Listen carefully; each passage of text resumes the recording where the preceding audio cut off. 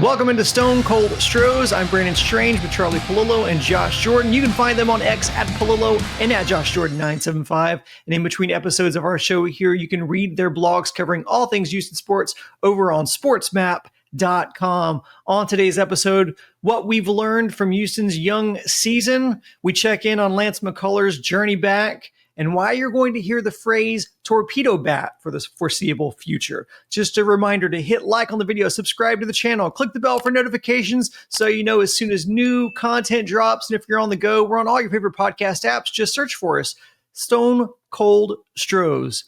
Charlie, first of all, I would be remiss if I didn't call out our shirts, which I can only call Carnival Cruise formal. Second, we've completed one series within this young season. Astros scratch across 6 runs over 3 games, but good enough to take 2 of 3 from the Mets, with the Giant series on deck starting Monday night, which sets us up as of this recording as Jordan Hicks, Logan Webb, and Landon Roop versus Blanco, Wesneski, and Valdez. The sample size is extremely small, but that's never stopped us before. So let's take out our microscope and get down to business. What did we learn from the series against New York? And what are you looking for from the Giants series? Well, first, I believe 95 to 100% of the video consumers of Stone Cold Stros would agree the three of us are here for our good looks, not for our fashion choices. More observations than learning anything. It was one weekend of baseball, but the Astros win a series from a team that had a better 2024 than they did. The Mets won 89 games in a much fiercer division at the top with the Phillies and Braves in there. And they went to the National League Championship Series and lost very competitively to the Dodgers. And then they had Juan Soto. So the Astros taking 2 out of 3, a couple of sellouts at Daikin Park. Good way to start the season. Now, if you're all about offense, okay, I understand. Well, if the Astros bat 176 for this season with a 514 OPS, they're going to suck and lose 100 games. Well, the chances of them batting 176 for the season, having an OPS of 514, we're losing 100 games, 0 across the board. But talk about sample size. Martin Maldonado has twice as many hits, as many RBI as Yordan Alvarez so far this season. So Yordan goes 1 for 8. Now, the one delivered a game-winning hit. Christian Walker, 1 for 12, hitting in some hard luck. Isaac Paredes, 1 for 9. It just doesn't mean anything. It's one weekend of games. But not so much as what we learned, but as what we believe to be vital to this team's long season success. Hey, 3 games in, 3 excellent starting pitching performances, and that is the tentpole of the 2025 Houston Astros. Yep, I'll echo that. It's going to be about the starting pitching for this team. I think the offense will pick up, but even before the year started, I thought it was going to be about the pitching, and we saw a little bit of that. Hunter Brown looked incredible, man. That first inning when he's just painting 100 miles per hour, should have had that strikeout to finish the inning there instead of that fly ball to Jake Myers at the wall. But he really impressed me. Spencer Arrighetti came out, and I thought he looked terrific too. So. And Fromber's Fromber. I love what I'm seeing from the starting pitching. Bullpen scared you a little bit there, but they got the job done when you really needed it. So you'll take that. You're seeing them take more pitches. The hitting with guys in scoring position, they're just awful at so far, something they struggled with last year. So hopefully that comes around. But you're liking what you're seeing with Paredes and Walker, seeing a lot of pitches, even Dubon seeing more. Nice to see Pena get some lift on the ball, get a home run to start the season. So I'm liking those things. I am seeing some struggling with breaking balls. I thought Christian Walker really struggled against breaking pitches in that final game of the series. So hopefully that's something he makes an adjustment. And, Cam Smith, I'm ready to – hopefully he'll be back in the lineup for at least a couple games in this series. I want to see him. And McCormick got a hit. They got him in there. They're kind of moving guys around. He saw Dubon get a start. I wonder how much Espada is going to do this, where he's kind of working everybody in. Dezenzo kind of some ugly at bats. So we'll see if they go back to Cam Smith or if they're going to keep mixing him in. Yeah, I think that first series he wanted to get pretty much everybody at least one start. Let's pour some more buckets into the observation pool, right? More than what we learned. The second basemen go 0 for the weekend. I mean, not exactly stunning that you're going to get quality offensive output from a combination of Brendan Rodgers and Mauricio Dubon. Dubious. Joe Espada with the early Hyperbole of the Month award nominee, talking about going to Josh Hader as the best closer in the game. What game would that be? At least coming off 2024. Maybe he's awesome at Scrabble or Dominoes or something. But the bigger takeaway or mix in with that, we'll see what becomes a straight up pattern. A one-run game, Jose Altuve pulled defensively in the ninth inning. We saw it with Cam Smith earlier in the series, but pulling Jose Altuve in a one-run game. In the Arrighetti start, Altuve didn't really play. The only hit of that game off Arrighetti, a Soto high fly ball to left field. He didn't play it very well. It's not a ball that you can say he should have caught, but he mistimed his jump at the wall. And the reality, a 5'6" guy wasn't going to catch that. A 6 foot or more typically sized outfielder, Yordan Alvarez, for instance, probably does catch that ball. So while I think Altuve is going to settle in to be just fine, making the routine catches and so forth, there are always going to be defensive liability concerns with him. Newness to the position, size, arm strength. But the risk of when you pull a guy in a one-run game is what if it winds up a tie game and Altuve's turn in the batter's box comes back around and you have a grossly inferior player in there because you pulled him. So we'll see if Espada settles into a firm role with that, or maybe in a 1 or 2 run game is when he does it. You're at a larger lead. Is there a possibility, especially if the second basemen aren't hitting at all, does Altuve move to second base once in a while for a final inning or two with a better outfielder? But that was one of the things that was striking in the Sunday game. But again, 2 out of 3 over the Mets, as the Texas Rangers were winning 3 out of 4 over the Red Sox. Alex Bregman, a puny 4 singles and 17 at-bats. But the big one there, as we follow McCullers making his way back, just 1 start, and his arm is always a ticking time bomb.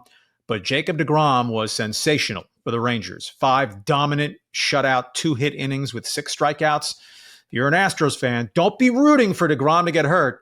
But if he is to stay healthy and make, say, even 25 starts, that's an Astros issue in, yet again, winning the American League West.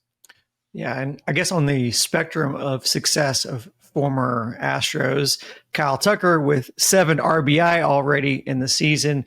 On the other hand, Ryan Presley, 9 ERA with a 3.33 whip over 3 innings pitched, not necessarily endearing himself to the Chicago fans early.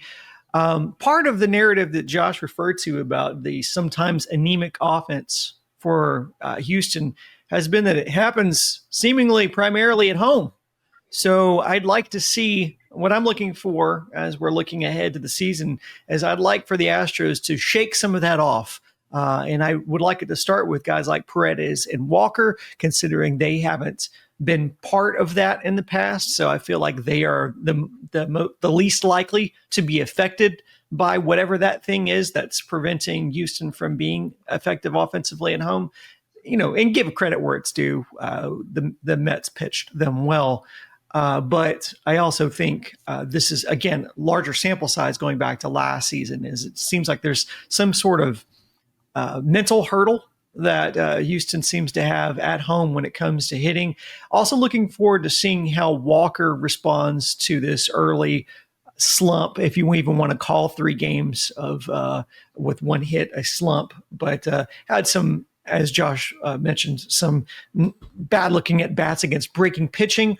But also really what I'm looking forward to is in the theme of pitching being kind of the cornerstone of this team this season is I mentioned the series with Blanco, Wisniewski, and Valdez.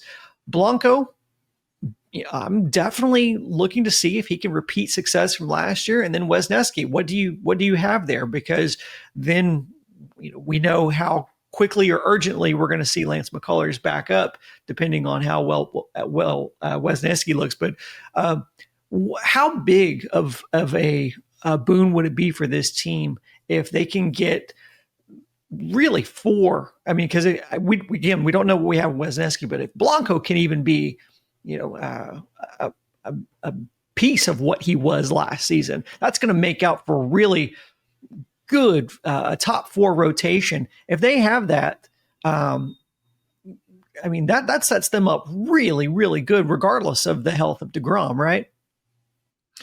Well, the Rangers can say if they get quality work from John Gray when he gets back. Jack Leiter made a very good first start for them. If Kumar Rocker has a solid season, the Rangers' lineup potential top to bottom is at least as good as that as the Astros. So, hey, who wins the season series?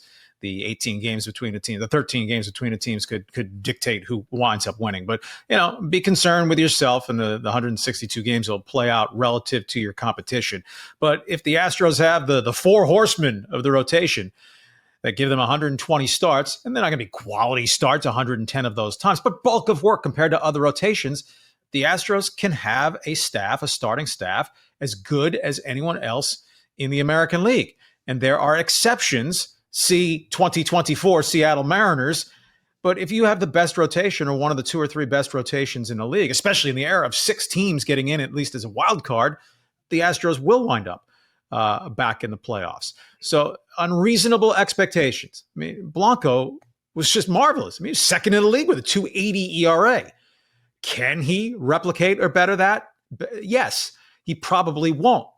It's okay if he doesn't, if he comes in at a 3.25 earned run average, right? Wes Neski in today's game, if he gets you into the 6th inning more often than not and carries an ERA of 4 or lower for a number 5 starter, that is okay.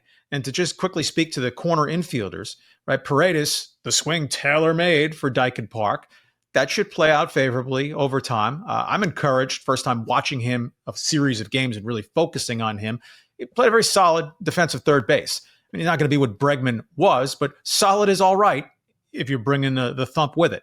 First base side, Christian Walker's basically a 250 hitter. So no one should be thinking, hey, why can't he hit 300 with 35 home runs and 120 runs batted in?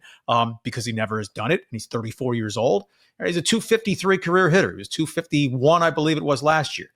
So if he hits to his career norm, he draws not a Lance Berkman type number of walks, but a decent number of walks, and he slugs. And he's been an 800 OPS guy 3 consecutive seasons. If the Astros can book Christian Walker at 800, he will be a major plus for this team.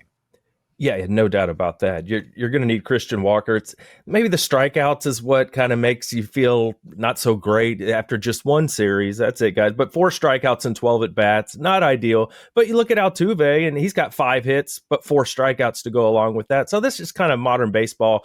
Guys are going to swing and miss, but to your point, Brandon, like we were talking, there were just some ugly at bats where Christian Walker had some opportunities where they were just throwing him so many breaking balls. And in that game, in total, that third game, just a lot of sliders the entire lineup saw in that game. So that's not going to happen every week. And to be fair, the way Christian Walker is just knocking the crap out of fastballs, he had several balls that he hit over 111 miles an hour. Yeah, you don't want to have to throw him fastballs if you can get away with throwing him breaking balls. So that makes sense. Back to the pitching, though, I think this is going to be a staff that depends on this. It's going to be, I don't think they're going to score as many runs this year. I think the offense will be okay. You lose Bregman and Tucker. I don't think they're going to be quite what they were. Altuve, another year older, that kind of thing.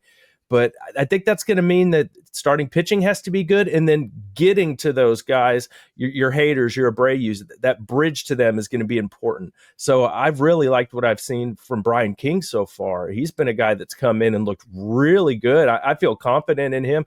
I know Taylor Scott had a great year last year, but I'm liking what I'm seeing from King. He doesn't light up the radar gun, but as they talk about it, his extension is so good that it makes his fastball seem a little harder. And he was good last year. So this is just kind of more of him just evolving with the Astros pitching coaches and getting better and growing confidence. So I'm getting to the point that I feel pretty good with him as your 7th inning guy. And, Abreu, I'm just like, you throw 99 miles an hour, dude. Why are you afraid of your fastball? What the hell's going on? I know the slider's amazing, but let's use that fastball a little bit more, because the walks are starting to be a concern. That's when you get frustrated with relief pitchers, is when they don't make the batter earn it. When they go up there and they just walk guy after guy, you're just asking for trouble, especially late in ball games.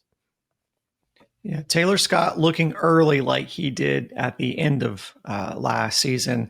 I also liked Okert as well. I mean, I know he's a journeyman, and his ERA last year I think was over 4, near 5. But the relief pitchers have that every other year thing that happens with them. Sometimes they come out of nowhere and just have a great year. We also talk about the Astros pitching car wash. Maybe there's a usage thing in which they're working with him. He did say that he feels like a better pitcher coming out of Astros training camp than he did going into it. So clearly, the coaching staff has been able to instill some confidence in him, so that's good.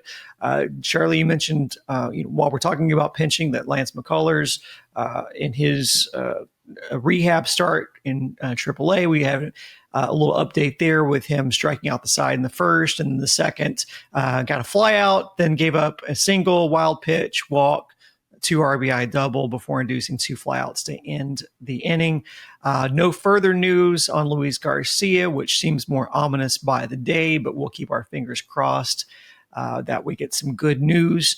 And then just league news, we're talking about keeping our eye on guys like DeGrom or the oft injured guys. Max Scherzer removed from his first start with the Jays with right lat soreness.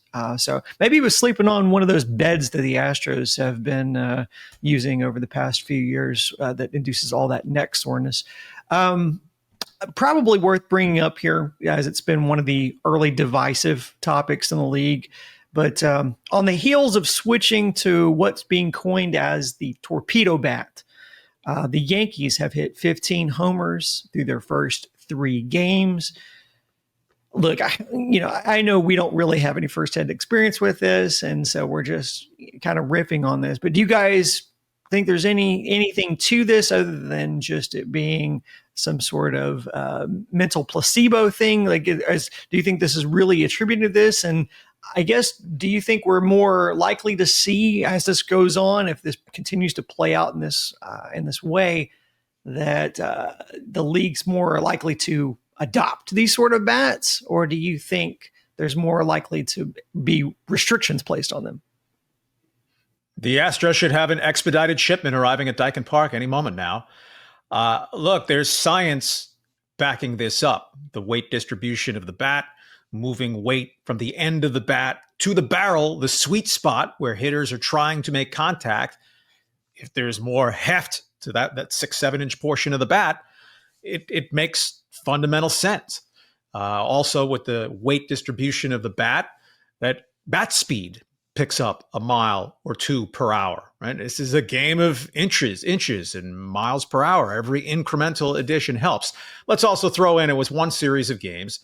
Saturday, when the Yankees hit 9, the wind was blowing straight out, 15 miles per hour. Everyone knows right center is pretty much a wind tunnel blowing out at Yankee Stadium. And by the way, Aaron Judge is not swinging a torpedo bat, and he hit one about 1,000 feet among the 4 that he hit in 3 games. But, copycat business, at least curiosity. I'm sure a number of guys on every team in the big leagues already saying, hey, can I get one of those to at least swing it in BP and see what it feels like? But it's totally legal within the rules. The diameter of the bat can't be beyond 2.61 inches, I believe, at its maximum point. So if there's more to it, hey, baseball likes offense. Chicks dig the long ball. And as we've seen, pitching ever more dominate and batting averages depress. Full speed ahead. Not damn the torpedoes. Get some of those torpedo bats. Yeah. And let's face it, if the Yankees are having success with it, MLB couldn't be happier. They're not changing anything. That's what they want to see. So it's going to continue, and that's fine. They're legal. Everybody can use them. Then it's fine. If everybody has an opportunity to use them, it's fair. So no issue with it. Yeah, give it a shot. Give it a try. What does it hurt? If you like the feel of it, cool. If not, go back to the original. And yeah, like Charlie mentioned, all the Yankees guys aren't using them. So it's not just that. And they play in a tiny ballpark. There's going to be a lot of home runs, but 3 games, 15 home runs. Like, wow, the Astros have 1 home run. The one Pena just barely got over into the Crawford boxes. So yeah, I think give it a shot. It's something fun, something different to talk about. And who knows? Maybe this could be the new way. Maybe this is the most used bat 3 years from now. Who can tell? But yeah, at this point, the sample size is just so small. We'll see where we're at after a month or so. Is it still? Do you feel like giving hitters an advantage? They like the bats, or is it kind of getting a little more even and getting back to normal? I'll give two quick analogies on it. If you have a kid in Little League, you're not having your kid swing a wood bat if everyone else is using aluminum or whatever the alloy is the thing now. And more nefariously, the steroid era.